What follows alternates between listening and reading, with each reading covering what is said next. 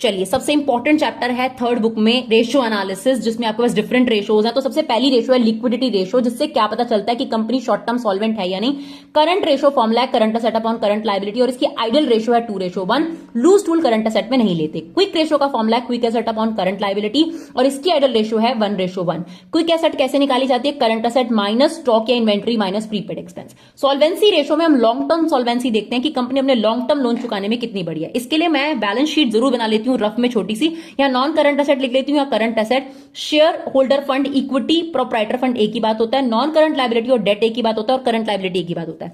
इन दोनों के सम को कैपिटल एम्प्लॉयड बोलते हैं, और इन दोनों के सम को टोटल डेट बोलते हैं। ठीक है। डेट इक्विटी रेशियो का फॉर्मुला है debt upon equity. Total asset to debt ratio का फॉर्मुला है total asset upon debt. Proprietary ratio का फॉर्मुला है प्रोप्राइटरी फंड, या फिर ये इक्विटी या share holder fund upon total asset. Interest coverage ratio का फॉर्मुला है profit before interest and tax upon में interest. Right.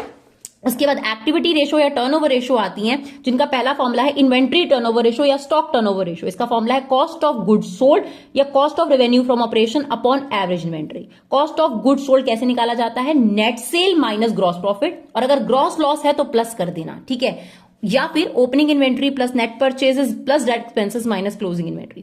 Trade receivable turnover ratio कैसे निकलता है? क्रेडिट रेवेन्यू फ्रॉम ऑपरेशन, या फिर क्रेडिट सेल बोल सकते हो। एवरेज ट्रेड रिसीवेबल, इसके साथ जुड़ा हुआ एक फॉर्मुला है डेट कलेक्शन पीरियड, यानी कितने समय में आपको डेटर से पैसा मिल जाता है। तो डेज में अगर निकालना है तो 365 अपॉन ये वाली रेशो, और अगर डेज में निकालना है तो 12 upon total revenue turnover ratio. ऐसी ट्रेड पेबल टर्नओवर रेशियो है net credit purchases upon average trade payables. ऐसी पेमेंट पीरियड अगर डेज में निकालना है तो 365 और मंथ में निकालना है तो 12। बहुत इंपॉर्टेंट है। वर्किंग कैपिटल टर्नओवर रेशियो का फॉर्मुला है revenue from operation upon working capital, और वर्किंग कैपिटल का फॉर्मुला होता है current asset minus current liability. एक बहुत इंपॉर्टेंट फॉर्मुला है आपके पास प्रॉफिटेबिलिटी रेशियो, जिसके लिए मैं ये फॉर्मेट जरूर आपको रेकमेंड करूंगी, that is sales minus COGS से ग्रॉस प्रॉफिट। एडमिन एक्सपेंसेस और सेलिंग एक्सपेंसेस माइनस कर दोगे operating profit. Other expenses minus कर दो, अदर इनकम ऐड कर दो, profit before interest and tax. Interest minus करोगे profit before tax minus tax paid. ये बहुत ही काम की चीज है इस वाली रेशो में।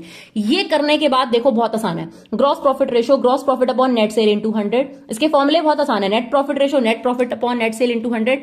Operating profit ratio operating profit upon net cell into 100। Operating ratio का मतलब होता है ऑपरेटिंग एक्सपेंस रेशो, तो ऑपरेटिंग कॉस्ट जिसमें आपके पास सीओजीएस, एडमिन और सेलिंग एक्सपेंसेस दोनों आते हैं। राइट। और रिटर्न ऑन इन्वेस्टमेंट या रिटर्न ऑन कैपिटल एम्प्लॉयड है profit before interest and tax upon capital employed into 100।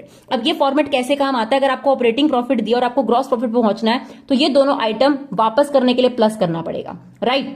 और अगर आपको ऑपरेटिंग प्रॉफिट दिया और आपको पीबीआईटी पे पहुंचना है तो ये चीज इधर आनी है। मतलब आप अगर इस फॉर्मुले में है तो जो चीजें दे रखी हैं उसको पुट करके ये वाली रेशोज को बहुत सक्सेसफुली यूज कर सकते हो, और लास्ट इन दोनों रेशो का सम 100% होता है।